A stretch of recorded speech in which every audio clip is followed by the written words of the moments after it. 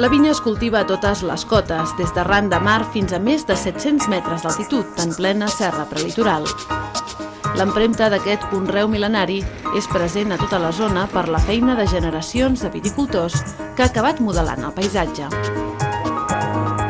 Al tombant del segon mil·lenni, la denominació d'origen penedès disposa de 27.000 hectàrees de vinya, conreades per prop de 6.000 viticultors que en els darrers anys han iniciat un procés de mecanització de les feines agrícoles.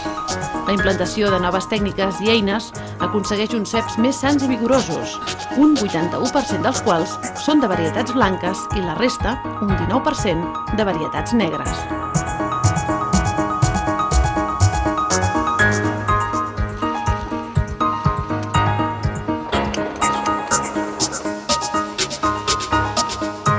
Encara que des de finals de 1980 ha augmentat la producció de raïm negre, el blanc continua sent predominant, amb les varietats autòctones del xarel·lo, el macabeu i la parellada, que tanta fama han donat als vins blancs del Penedès, així com el cava.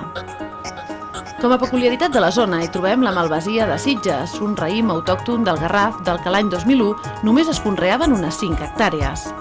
Des de fa molts anys s'han introduït varietats com el chardonnay, el sauvignon blanc i el moscatell, entre d'altres.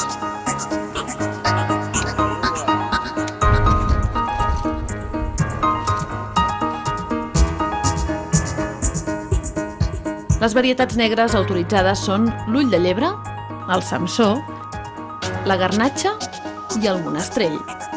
Des de fa anys també s'han introduït altres varietats de reconeguda qualitat, com el cabernet sauvignon i el merlot.